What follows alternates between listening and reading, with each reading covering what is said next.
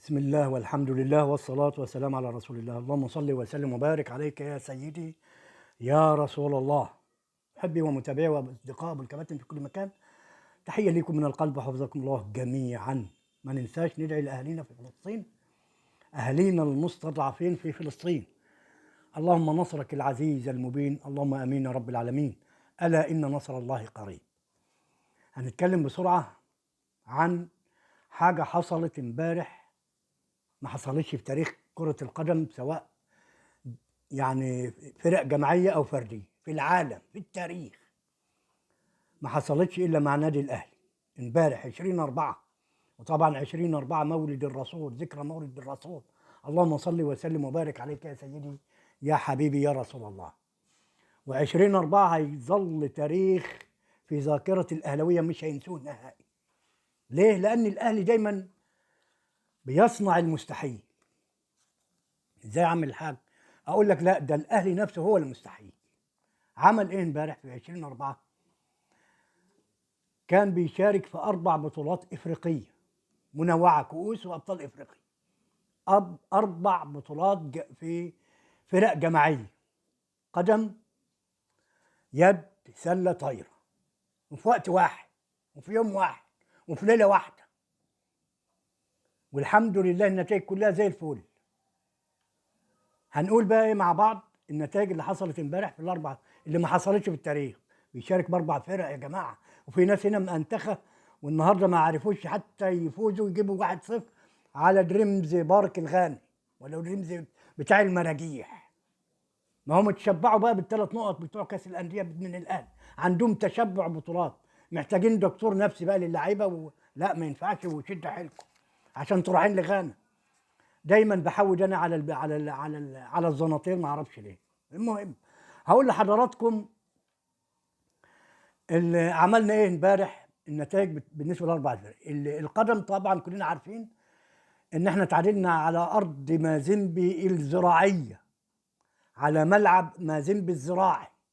مش هنتكلم عن تصوير وكاميرات واللي كان بيصور بموبايل نوكيا والكلام ده كله، مش هنتكلم عليه.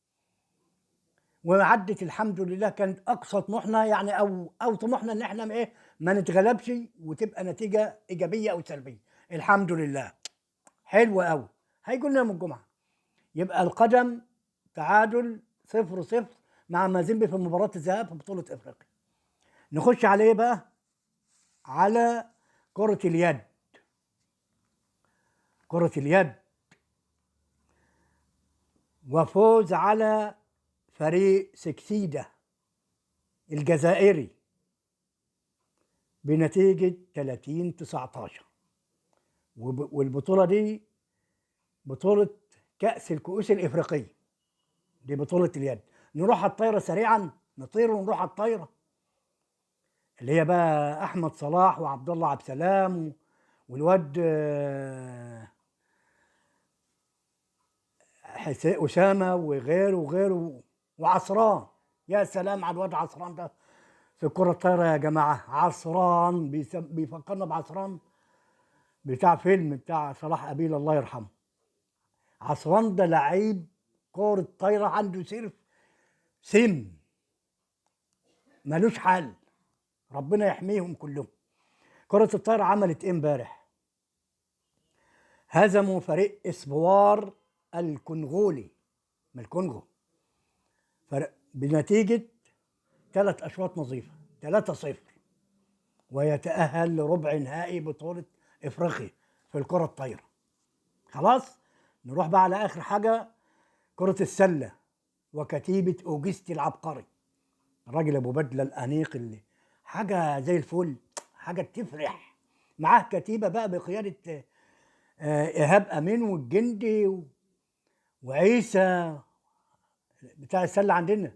مش عيسى اللي كان في فريق دريمز النهارده، اللي كان عمال بعد ما اتشد عليهم علي محمد علي، عمال يقول لك ده عندهم عيسى لاعب خطير يا عم هو عيسى الوزان، الله يرضى عليه.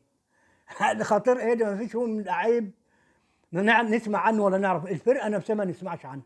هنقول بقى ما هو علي محمد علي بقى، وما ادراك من علي محمد علي.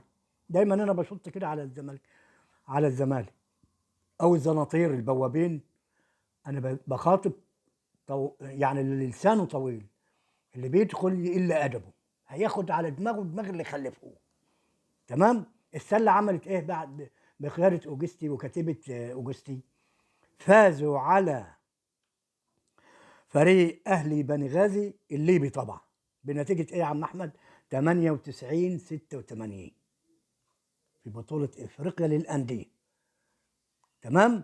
اللي هي البال ايه فور، سله البال فور.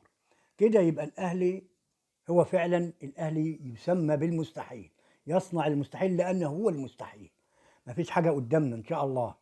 الف مبروك، انجاز لم غير مسبوق في تاريخ الكره قدم طايره سله في اي تاريخ، في تاريخ اي نادي في العالم، ان في فرقه تشارك باربع فرق جماعيه في بطولات افريقيه مجمعه في وقت واحد.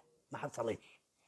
تمام. تمام. مش عايزين نسمع كلام كتير من الزناطير. الله يرضى عليكم. في النهايه بقول لكم ما تنسوش اللايك والشير. اعمل لايك يا عم الحاج، اعمل لايك وتوكل على الله والقلب دعيلك، واللايك والشير، وتابعنا على الفيس وروح على القناه، يمكن يعجبك حاجه. اشترك في القناه وفعل الجرس عشان يوصلك كل جديد. في النهايه ما تنسوش تصلوا على حضره النبي. اللهم صل وسلم وبارك عليك يا سيدي يا رسول الله. سلام.